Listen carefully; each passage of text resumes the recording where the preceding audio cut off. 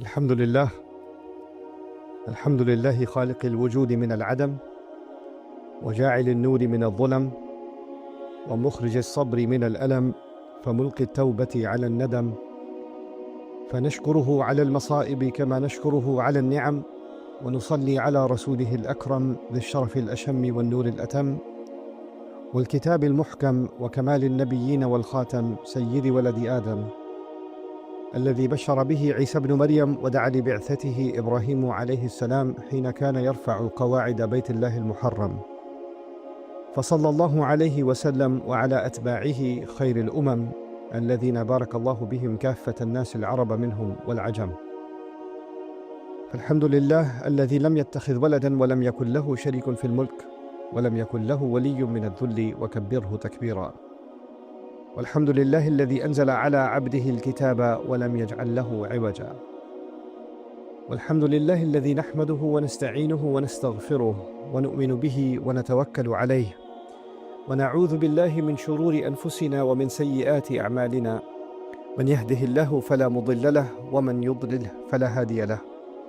ونشهد أن لا إله إلا الله وحده لا شريك له، ونشهد أن محمدًا عبد الله ورسوله أرسله الله تعالى بالهدى ودين الحق ليظهره على الدين كله، وكفى بالله شهيدا. فصلى الله عليه وسلم تسليما كثيرا كثيرا.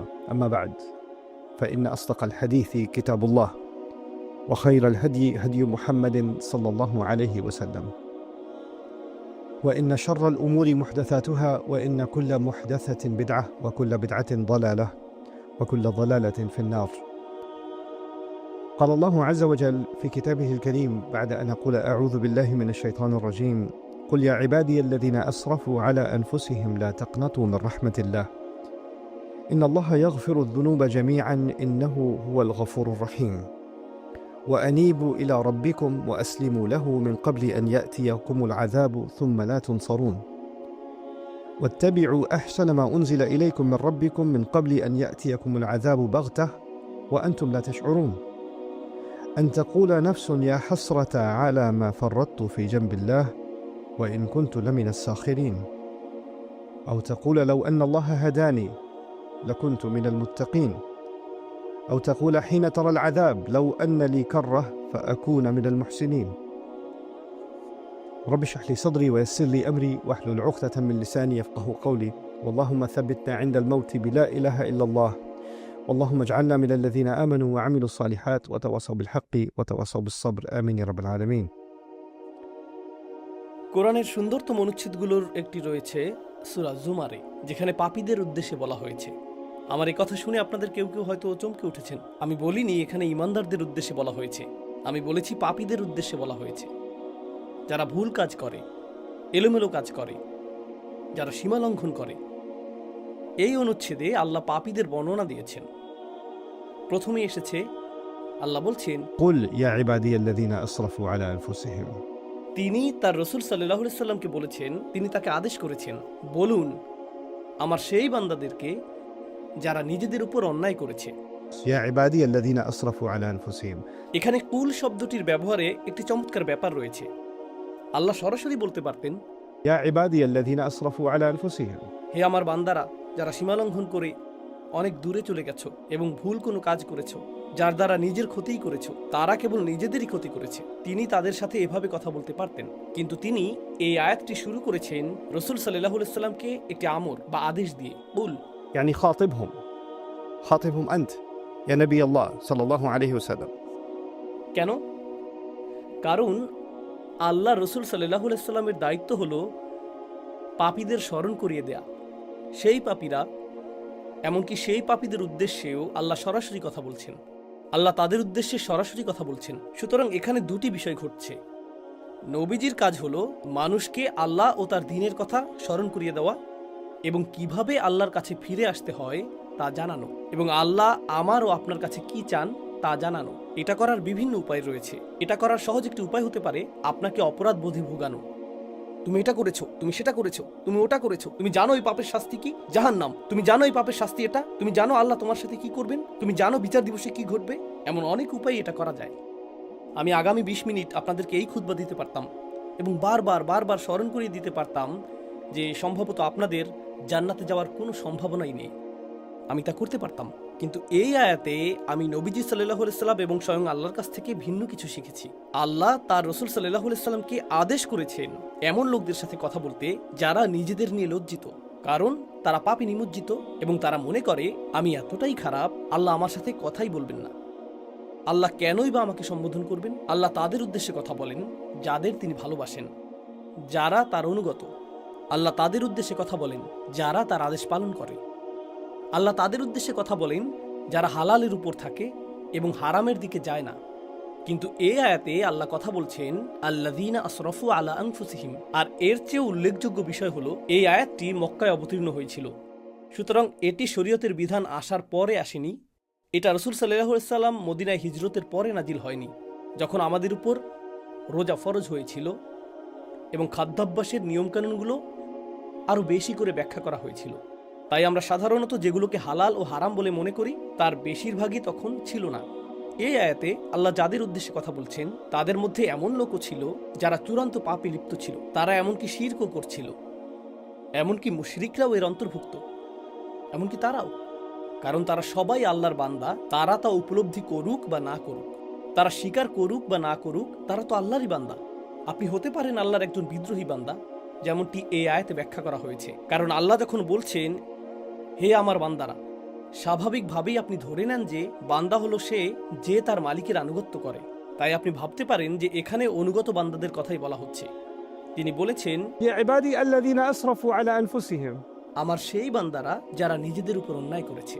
এখানে আরো চমৎকার বিষয় হলো আল্লাহ বলেননি أسرفوا على ربكم على ربهم, অর্থাৎ তারা তাদের রব আল্লাহর বিরুদ্ধে অন্যায় করেছে বা সীমা লঙ্ঘন করেছে। তিনি তা বলেননি। তিনি বলেছেন এমনকি যখন তোমরা আল্লাহর অবাধ্য হও তখনও তোমরা আসলে শুধু নিজেদেরই ক্ষতি করো। তুমি আল্লাহর রাজত্ব থেকে কিছুই কেড়ে নাও না, তুমি কেবল নিজেরই ক্ষতি করো। সুতরাং এখানে তাৎপর্যপূর্ণ বিষয় হলো পাপীকে তিরস্কার করার পরিবর্তে প্রথমত স্বয়ং রাসূল সাল্লাল্লাহু আলাইহি সাল্লামকে আদেশ করা হয়েছে পাপীদের সম্বোধন করতে এবং স্মরণ করিয়ে দিতে, আমি শুধু তোমাদেরকে নিজের ক্ষতি করা বন্ধ করতে বলছি, আমি শুধু সেটাই করতে বলছি। الذين أسرفوا على أنفسهم। তো ধারাবাহিক এই আয়াতগুলো থেকে আমরা বেশ কয়েকটি নির্দেশনা লাভ করব এবং সেই প্রতিটি নির্দেশনার উদ্দেশ্য হলো আমাদেরকে নিজেদের ক্ষতি করা থেকে বিরত রাখা, আমাদেরকে নিজেদের উপর ইসরাফ করা থেকে, নিজেদের বিরুদ্ধে অনেক দূরে চলে যাওয়া থেকে বিরত রাখা। সামনে এগোনোর আগে চলুন ইসরাফ শব্দটি নিয়ে কথা বলি। আমি বারবার পাপী শব্দটি ব্যবহার করেছি, কিন্তু এই আয়াতগুলোর আলোকে তা আসলে সঠিক নয়। শব্দটি আযনাবু বা আখতাউ নয়, তাই না? وارتكبوا السيئات فعبر سبحانه وتعالى عن الذنوب، المرتكب الذنوب بالذين أسرفوا على أنفسهم، إسراف على نفسه، الإسراف على نفسه। তাহলে আসরাফু আলা আনফুসিহিম এর অর্থ কি? আরবিতে ইসরাফ হলো আপনি যখন স্বাভাবিক মাত্রার উপরে চলে যান। যেমন ধরুন আপনি ইফতার করছেন আর আপনি যথেষ্ট ইফতার করতে পারেন যাতে ক্ষুধা নিবারণ হয়, কিন্তু আপনার ক্ষুধা না থাকা মানে এই না যে প্লেটে থাকা চিকেনের উপর আপনি আরও প্রতিশোধ নেবেন না। তাই আপনি আরও 6টি মুরগির রান নিলেন এবং বাকি ফ্রাইগুলোও নিলেন, অর্ধেক বোতল কেচাপ নিলেন, কারণ আপনার কাজিনও ফ্রাইয়ের দিকে তাকিয়ে আছে এবং সেগুলো তার হাতে যাওয়ার আগেই আপনাকে নিতে হবে। এভাবেই আপনি মুখে খাবার পুড়তে থাকেন, আপনার ক্ষুধা 10 মিনিট আগেই শেষ, কিন্তু আপনি এখনো খাচ্ছেন। এটাই ইসরাফ। আপনি প্রয়োজনের চেয়ে বেশি খাচ্ছেন, এটাই ইসরাফ। ইসরাফ অর্থ অতিরিক্ত, ইসরাফ অর্থ প্রয়োজনের অতিরিক্ত, যথাযথ পরিমাণের চেয়ে বেশি, রাইট? আল্লাহ প্রকৃতিকে এমনভাবে তৈরি করেছেন শুধু আধ্যাত্মিক বা ধর্মীয় অর্থে নয়, বরং ফিতরা বা স্বভাবগতভাবেও আল্লাহ এমন ব্যবস্থাপনা তৈরি করেছেন যেখানে ইসরাফ সবসময়ই আপনার ক্ষতি করবে। অতিরিক্ত পানি পানেও আপনি মারা যেতে পারেন। অতিরিক্ত পানি একটি ভালো জিনিস, অতিরিক্ত পানি পান করার ক্ষতিকর দিকও রয়েছে। আপনার শরীরে চিনির প্রয়োজন, অতিরিক্ত চিনি সমস্যা তৈরি করে। অতিরিক্ত পরিমাণে যে কোনো কিছুই সমস্যা সৃষ্টি করে। অতিরিক্ত ঘুমও সমস্যার কারণ, অতিরিক্ত ব্যায়ামও সমস্যার কারণ। আল্লাহ যা কিছু তৈরি করেছেন সব কিছুকেই একটি সীমার মধ্যে থাকতে হয়, আর আপনি যদি সেই সীমা অতিক্রম করেন তখন কার ক্ষতি করেন? নিজেরই ক্ষতি করেন। সব কিছুতেই, জীবনের প্রতিটি ক্ষেত্রেই আপনি এবং আমি ইসরাফে লিপ্ত হতে পারি। কিন্তু কি ঘটে? মানুষ হিসেবে মাঝে মাঝে আমরা কিছু বিষয়ে ভালো করি বা অন্যান্য জিনিসের চেয়ে কিছু জিনিস বেশি উপভোগ করি। তাই যখন আমরা অন্য কিছুর চেয়ে একটি জিনিস বেশি উপভোগ করি, সেটার উপর আমরা মনোযোগ দিতে থাকি, মনোযোগ দিতে থাকি, মনোযোগ দিতে থাকি। আর যখন আপনি একটি জিনিসের উপর খুব বেশি মনোযোগ দেন, স্পষ্টতই অন্য কিছুকে উপেক্ষা করেন, তাই না? সুতরাং আপনি একটি বিষয় ইসরাফ করেন এবং অন্য বিষয়ে তাফরিদ করেন, তাই না? إفراط একটি জিনিস, تفريط আরেকটি জিনিস। আপনি একদিকে খুব বেশি চলে যান, অন্য কিছু বাদ পড়ে। আমি আমার অফিস ভালোবাসি, তো আপনি অফিসে যান, আপনার 3টায় বের হওয়ার কথা, আপনি বলেন না আমি আরো 30 মিনিট থাকবো, বন্ধুর সাথে আড্ডা দিব। 4টা, 5টা, 6টা, 7টা বেজে গেল, কারণ আপনি আপনার কাজ ভালোবাসেন। সেটা দারুণ। তবে এখন আপনার পরিবার ক্ষতিগ্রস্ত হচ্ছে, আপনি তাদেরকে কোনো সময় দিচ্ছেন না। আপনার বাবা মাকে ফোন করার সময় নেই, আপনার মসজিদে গিয়ে নামাজ পড়ার সময় নেই, আপনার আর কোরআন তেলাওয়াত করার সময় নেই, কারণ আপনি সমস্ত সময় ব্যবসাতে দিচ্ছেন, তাই না? অথবা কেউ বলল আমি শুধু আমার সন্তানদের যত্ন নিতে চাই, তাই সে তার সমস্ত সময় সন্তানদের জন্য ব্যয় করছে। এখন যেহেতু তার সবটুকু সময় সন্তানদের সাথে কাটাচ্ছে, জীবন সঙ্গীর জন্য তার কোনো সময় নেই, বাবা মায়ের জন্য তার কোনো সময় নেই, ইবাদতের জন্য তার কোনো সময় নেই, তার সময় নেই। আপনি ইসরাফ করে ফেললেন। এমনকি ভালো কাজেও আপনি ইসরাফ করতে পারেন। এটা শুধু খারাপ কাজেই নয়, ভালো কাজেও প্রযোজ্য। তারপর এমন কিছু জিনিস রয়েছে যা আল্লাহ একটি নির্দিষ্ট উপায়ে জায়েজ করেছেন। যেমন যদি আপনি সঠিক পদ্ধতিতে করেন তাহলে এটা জায়েজ।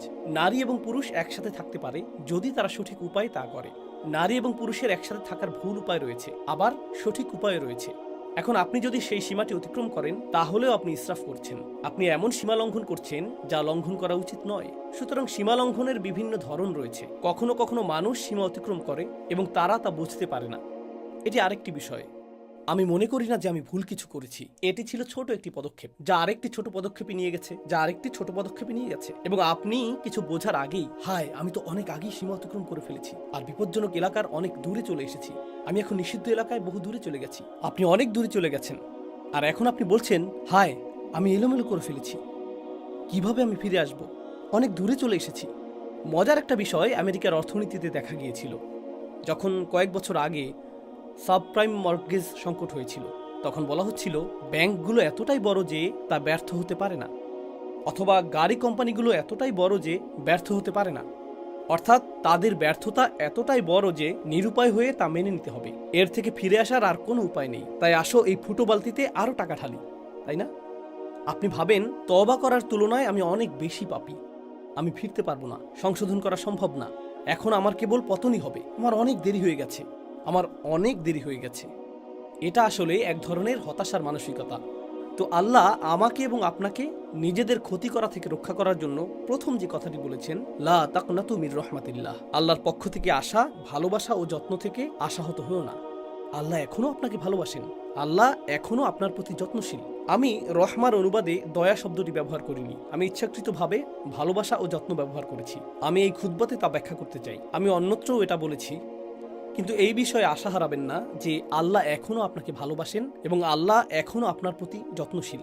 إن الله يغفر الذنوب جميعا কোনো সন্দেহ নেই আল্লাহ সমস্ত পাপকে একসাথে ক্ষমা করে দেবেন, এর সবগুলো, তিনি সবকিছু মুছে দেবেন, সবকিছু ঢেকে দেবেন। إن الله يغفر الذنوب جميعا إنه هو الغفور الرحيم। কিভাবে তিনি তা করতে পারেন? আল্লাহ বলেছেন এর কারণ একমাত্র তিনিই ভুল ত্রুটির অতিশয় মার্জনাকারী এবং তিনিই সর্বদা প্রেমময় ও যত্নশীল। এটাই প্রথম চিকিৎসা যা আমার প্রয়োজন। দ্বিতীয়টি, আর এই সব কিছু আমি আপনাদের সাথে শেয়ার করছি কারণ আমরা মনে করি রমজান মাস হলো আল্লাহর কাছে প্রত্যাবর্তনের মাস, তাই না? আর রমজানের 2/3 চলে গিয়েছে। এখন আপনাদের অনেকেই ভাবছেন হায় রমজানে তো আমি কিছুই করিনি, এত বড় একটা সুযোগ ছিল, রমজানের প্রস্তুতি নিয়ে, রমজানকে সর্বোচ্চ কাজে লাগানো নিয়ে এত আলোচনা হলো, এখন 20টিরও বেশি রোজা চলে গেল, আমি কিছুই করতে পারিনি। আমি এমনকি নামাজও কাজা করেছি, আমি আমার খারাপ অভ্যাসগুলো ছাড়তে পারিনি, আমি শুধু ভুল করেই চলেছি। আর এখন রমজান মাস প্রায় শেষ, কিন্তু আত্মতৃপ্তি লাভ করার মতো আমার কিছুই নেই। ঠিক যেমন আমরা বলি আত্মতৃপ্তি লাভ করার মতো আমার জীবনে কিছুই নেই, আমি সব নষ্ট করে ফেলেছি। এখন আমরা রমজানের ক্ষেত্রেও সেটাই বলছি।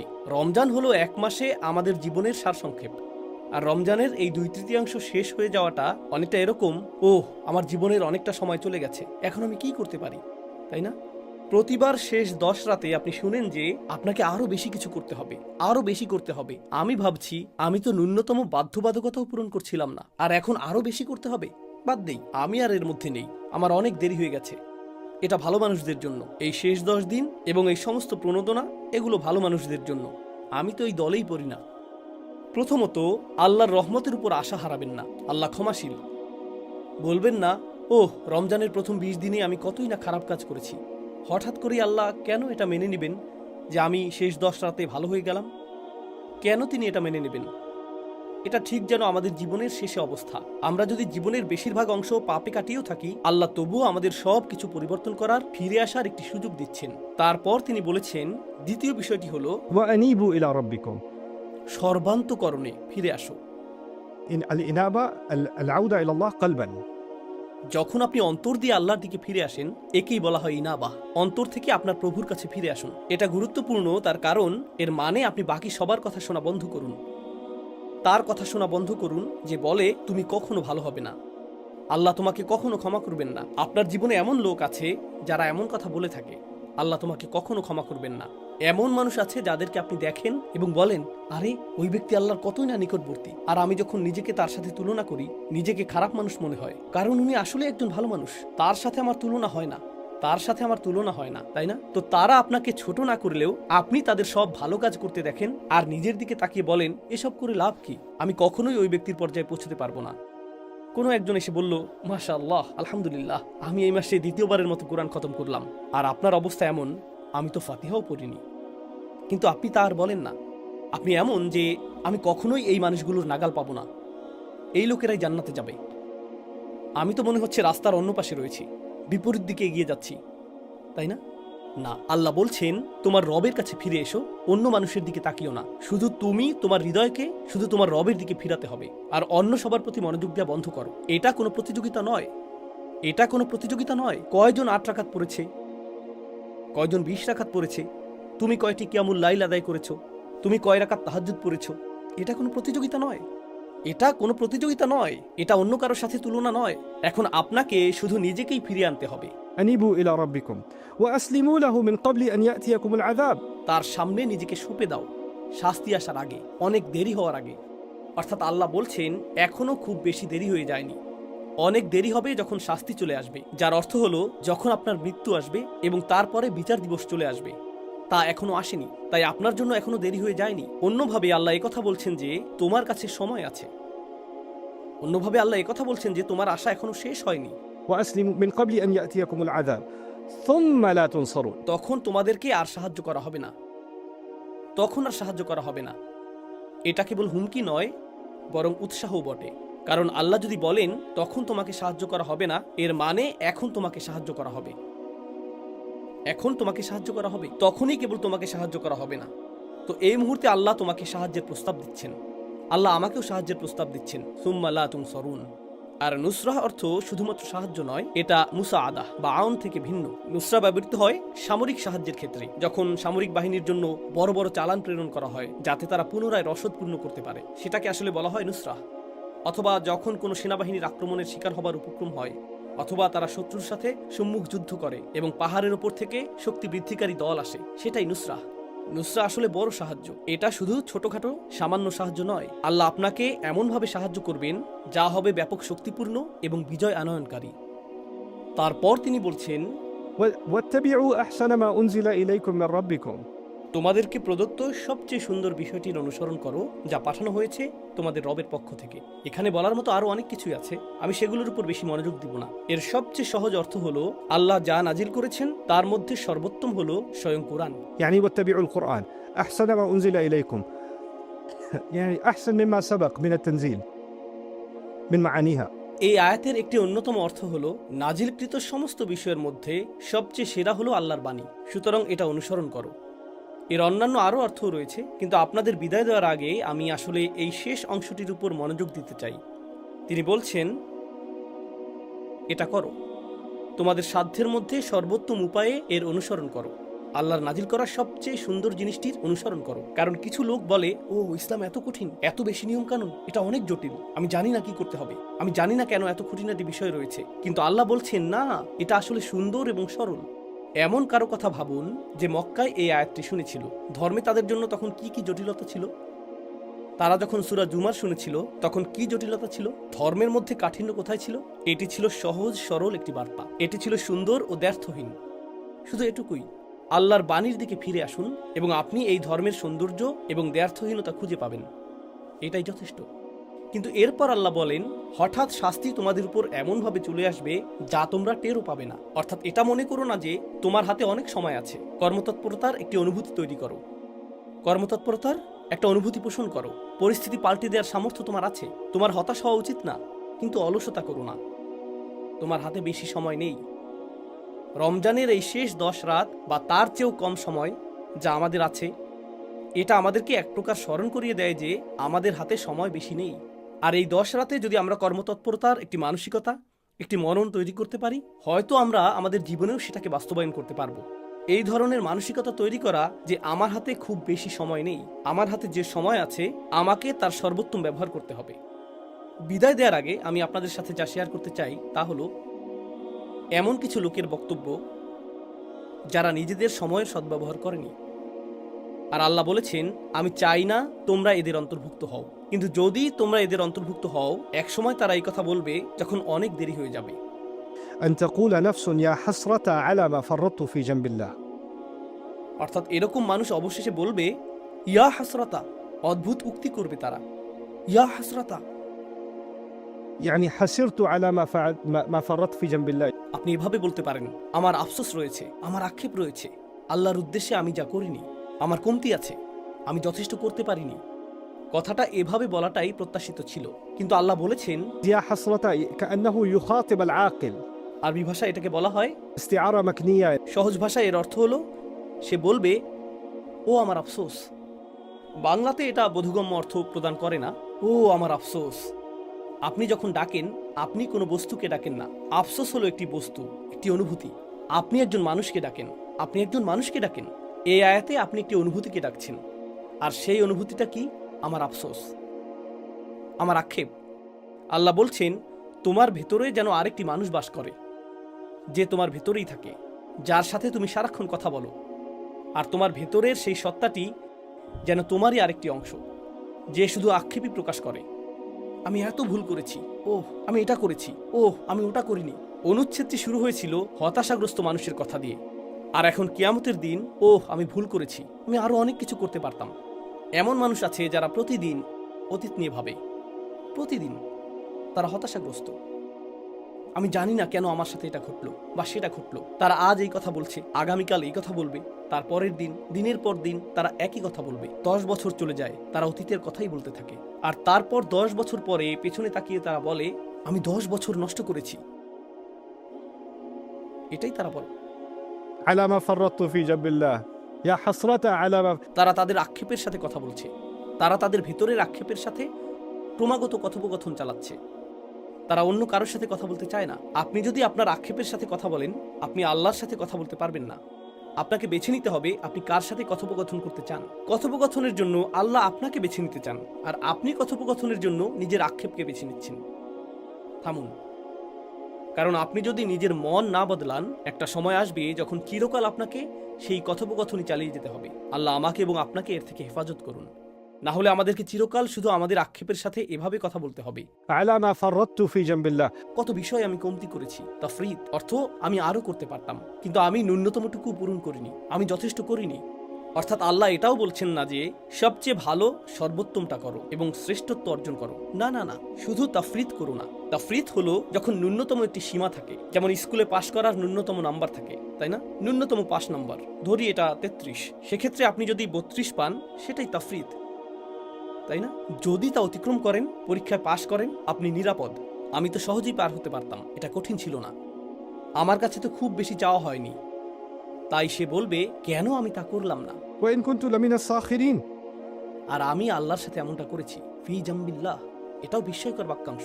আমি এমনটা করেছি যখন আল্লাহ আমার পাশেই ছিলেন। অর্থাৎ আল্লাহ আমাকে উৎসাহ দিতে পাশে ছিলেন, আল্লাহ আমাকে সাহায্য করতে পাশে ছিলেন। আল্লাহ কখনো আমাকে ছেড়ে দেননি, আমি আল্লাহকে ছেড়ে দিয়েছি। আমি ছেড়ে দিয়েছি, তিনি ছাড়েননি। তিনি সর্বদা আমার পাশে ছিলেন, ফি জাম্বিল্লাহ, ঠিক আমার পাশেই ছিলেন। জাম শব্দটি আসলে প্রতিবেশী বোঝাতে ব্যবহৃত হয়, والصاحب بالجنب في القرآن مثلا. তাই না? আল্লাহ ঠিক আমার পাশেই ছিলেন, কিন্তু আমি গুরুত্ব দেইনি, আমি কোনো পদক্ষেপ নিইনি। সেই সীমারেখা অতিক্রম না করে নিরাপদে থাকতে যা কিছু দরকার ছিল আল্লাহ সব দিয়েছিলেন, আমি শুধু পদক্ষেপ নিইনি, তাই না? আর অবশেষে সে বলবে ওয়া ইন কুনতু লামিনা সাখিরিন, আর আমি তাদের অন্তর্ভুক্ত ছিলাম যারা তুচ্ছ করে, যারা উপহাস করে। আমি সব কিছুকে হাসি ঠাট্টায় পরিণত করেছিলাম, আমি কোনো কিছুকেই গুরুত্ব দেইনি। তো একদিকে রয়েছে হতাশা, আর আপনি নিজের আক্ষেপের সাথে কথা বলছেন। আবার অন্যদিকে যখন হতাশা না থাকে, আপনি এমন বিষয়ে হাসি ঠাট্টা করছেন যেগুলো নিয়ে হাসি ঠাট্টা করা উচিত না। যে বিষয়গুলো আপনার গুরুত্ব সহকারে নেওয়া উচিত তাতে গুরুত্ব দিচ্ছেন না, আপনি সেগুলোকে হেসে উড়িয়ে দিচ্ছেন, আপনি সেগুলোকে তুচ্ছ করছেন। সুখরিয়া শব্দটি আরবিতে যে ক্রিয়া থেকে এসেছে তা বশীভূত করা অর্থে ব্যবহৃত হয়। যখন আপনি কোনো পশুকে বশ করেন সেটা تسخير الدابة. তাই না? আল্লাহ বলেছেন পাহাড় এবং মেঘকে তাসখির করা হয়েছে এবং বাতাসকে তাসখির করা হয়েছে, অর্থাৎ সাখখারা। তিনি রাত এবং দিনকে, মেঘ এবং বাতাসকে বশীভূত করেছেন। তিনি এদেরকে অবনত করেছেন যেন তারা বিদ্রোহী ছিল, আর তিনি তাদেরকে অবনত করেছেন। আর মনিব যেভাবে চায় তারা সেভাবেই পরিচালিত হয়। যেমন একটা ঘোড়া যখন বুনো স্বভাবের থাকে, মনিব তাকে বশ করে, পোষ মানায়। আর এখন মনিব এদিকে ঘুরলে ঘোড়াটিও এদিকে ঘুরে। ঘোড়া যখন একরোখা থাকে, কাছে গেলে সে আপনার মুখে লাথি মারবে, আপনি যদি পেছনে যান সে পেছনের পা দিয়ে আপনাকে লাথি মারবে, সে আপনাকে ধাক্কা দিবে, সে আপনার বিরুদ্ধে বিদ্রোহ করবে। কিন্তু একবার সে পোষ মানার পর আপনি যদি ঘোড়া সম্পর্কে জেনে থাকেন, চলার সময় তখন আপনার লাগাম টানারও দরকার পড়বে না। আপনি যদি ঘোড়ার সাথে হাঁটেন, আপনাকে লাগামও টানতে হবে না। সে বুঝতে পারে আপনি ঘুরছেন, আর সে আপনার সাথে ঘুরে যায়। সে আপনার মতো করেই চলে। এটাকেই বলা হয় তাসখির। এখান থেকেই নিজেকে তুচ্ছ করা, অন্যকে তুচ্ছ করার ধারণাটি আসে। গুরুত্বপূর্ণ বিষয় নিয়ে তাসখির করা, সেগুলোকে তুচ্ছ করা, সেগুলোকে অবনমিত করা, এটা একরকম। যে বিষয়গুলো খুবই গুরুত্ব সহকারে নেওয়া উচিত, যেগুলো খুবই বিপজ্জনক, আপনি সেগুলো নিয়ে এমনভাবে কথা বলতে আর ভাবতে থাকেন যেন এই বিপদকে আপনি তুচ্ছ করছেন, আপনি এর গুরুত্ব কমিয়ে দিচ্ছেন। আর অবশেষে মানুষ এরকম কথা বলে, আমি আরও করতে পারতাম, আমি বিষয়গুলোকে গুরুত্ব দিতে চাইনি, আমি এমন হতে চেয়েছি, যারা বলে আমি এগুলো থেকে দূরে থাকতে চাই। আজকে সর্বশেষ একটা বিষয় শেয়ার করতে চাই। সম্প্রতি একজন আমাকে জিজ্ঞেস করেছে কিভাবে আমি একজন কিশোরকে ইসলামে আকৃষ্ট করতে পারি। আমাকে বলেছে আপনার সময় 30 সেকেন্ড, বলুন কিভাবে একজন কিশোরকে ইসলামের প্রতি আকৃষ্ট করা যায়। আমি বললাম আপনি কি বলছেন, মাত্র 30 সেকেন্ড? কেন? কারণ যখনই আমি তাদেরকে ইসলামের কথা বলি তারা চোখ ঘুরিয়ে নেয়। আমারও ইসলামিক বয়ান, কখন যে বাবা থামবে, আমার মা তো আসলেই আমি কি এখন যেতে পারি? হ্যাঁ, কথাটা ভালো ছিল, ধন্যবাদ। হ্যাঁ বুঝেছি, আমরা সবাই জাহান্নামে যাব, ধন্যবাদ। নির্লিপ্ত একটা ভাব, এক ধরনের গুরুত্বহীনতা। আমি এতে যুক্ত হতে চাই না। কেন আপনি এটা নিয়ে আমাকে বিরক্ত করছেন? কেন আপনি আমাকে মসজিদে টেনে আনছেন? আমি কি আমার ফোনটা নিতে পারি? আমি কি মোবাইল গেমিং ডিভাইস নিয়ে পেছনে বসতে পারি? কারণ আমি আমি আমি এই বিষয়ে চিন্তা করতে চাই না। আর জানেন, এটাই একটা লাইফস্টাইলে পরিণত হয়, এবং এটা শুধু কৈশোরই সীমাবদ্ধ থাকে না, সে বেড়ে ওঠে। শেষ পর্যন্ত সেই মানুষটি বলে আমি কখনোই কিছুকে গুরুত্ব দিইনি। আর আল্লাহ বলছেন আমি চাই না তুমি এমন ব্যক্তিতে পরিণত হও যে বেশ দেরি হয়ে যাওয়ার পর যে ব্যক্তি শেষ মুহূর্তে এসে বলে আমি আরো ভালো করতে পারতাম, আমি ন্যূনতম বিষয়গুলো পালন করতে পারতাম। আর আমি সর্বদা এমন মানুষ ছিলাম যে কখনো কিছুকে গুরুত্ব দেয় না। আমি শুধু এমন লোকদের সাথে যোগ দিয়েছি যারা গুরুত্ব দিয়ে ভাবে না। কারণ মিনা সাখিরিন অর্থ একটা দলে যোগ দেওয়া। মিনা সাখিরিন অর্থ এমন মানুষ যারা সব কিছুকে তুচ্ছ তাচ্ছিল্য করাকে মনে করে রুচিশীলতা। আপনারা হোয়াট এভার গ্রুপ সম্পর্কে জানেন। হ্যাঁ, হোয়াট এভার। ধর্ম আমার কাছে অতিরিক্ত, আমি এর বাইরে, আমি এর ঊর্ধ্বে। মুখের অভিব্যক্তি প্রকাশ করে আপনি কত কম গুরুত্ব দেন। যে বক্তব্য দেওয়া হয়, অথবা আপনার বাবা মা বা ইমাম যে উপদেশ দেন, অথবা কুরআন যা বলে, সেই চাহনি। আর আপনি অন্য কাউকে সেই চাহনি দিতে দেখে বলেন আরে লোকটা তো কুল, এমনকি আল্লাহকেও ভয় করে না, আমি ওর মতো হতে চাই, আমি কুল লোকদের সাথে থাকতে চাই। তো তারা হয়ে যায় একদল সাখেরিন। আর সে বলে আমি তাদের মধ্যে ছিলাম যারা সাখেরিন। এটা এরকম যে আমি নিজের স্বতন্ত্র সত্তা হারিয়ে ফেলেছিলাম, আমি শুধু নির্বোধ সঙ্গীর সাথে বেছে নিয়েছিলাম। আর যত বেশি সময় আমি তাদের সাথে কাটালাম, আমি তাদের একজন হয়ে উঠলাম, আমি তাদের সাথে যোগ দিয়ে তাদের একজন হয়ে উঠলাম। আর এই স্বীকারোক্তি কিয়ামতের দিন সে প্রদান করবে। আল্লাহ আমাদেরকে এরকম হওয়া থেকে হেফাজত করুন। আল্লাহ আমাদের সন্তানদেরকেও এরকম হওয়া থেকে হেফাজত করুন। আমি আরও দোয়া করি আল্লাহ যেন আমাদেরকে আক্ষেপকারী মানুষে পরিণত না করেন, কারণ আমরা রমজানের শেষ কয়েকদিন বা শেষ কয়েক সপ্তাহের পূর্ণ সদ্ব্যবহার করিনি। তাই সামনে আসন্ন দিনগুলোর পুরোপুরি সদ্ব্যবহার করুন। এটা মনে করবেন না যে রমজান মাস শেষের দিকে। নিজের জন্য আপনার ভাবা উচিত আজকে থেকেই রমজান শুরু হয়েছে, এভাবেই আপনার ভাবা উচিত রমজান এইমাত্র শুরু হয়েছে। আর আপনি মনে করবেন এবছর রমজান মাস 30 দিনের না, এটা শুধু এই 9 দিনের, এটুকুই যথেষ্ট। আর এই মনোভাব অক্ষুণ্ণ রাখুন। আল্লাহ আপনাকে সেই শক্তি, প্রেরণা এবং সামর্থ্য দান করুন যাতে আপনি সর্বোচ্চ চেষ্টা করতে পারেন এবং নিজের কল্যাণ লাভের উদ্দেশ্যে নিজেকে পরিবর্তন করতে পারেন। بارك الله لي ولكم في القرآن الحكيم ونفعني وإياكم بالآيات والذكر الحكيم. الحمد لله وكفى، والصلاة والسلام على عباده الذين اصطفى، خصوصا على أفضلهم وخاتم النبيين محمد الأمين وعلى آله وصحبه أجمعين. قال الله عز وجل في كتابه الكريم بعد أن أقول أعوذ بالله من الشيطان الرجيم: إن الله وملائكته يصلون على النبي يا أيها الذين آمنوا صلوا عليه وسلموا تسليما. اللهم صل على محمد وعلى آل محمد كما صليت على إبراهيم وعلى آل إبراهيم في العالمين إنك حميد مجيد. اللهم بارك على محمد وعلى آل محمد كما باركت على إبراهيم وعلى آل إبراهيم في العالمين إنك حميد مجيد. عباد الله رحمكم الله، اتقوا الله، إن الله يأمر بالعدل والإحسان وإيتاء ذي القربى وينهى عن الفحشاء والمنكر ولذكر الله أكبر والله يعلم ما تصنعون. أقم الصلاة إن الصلاة كانت على المؤمنين كتابا موقوتا.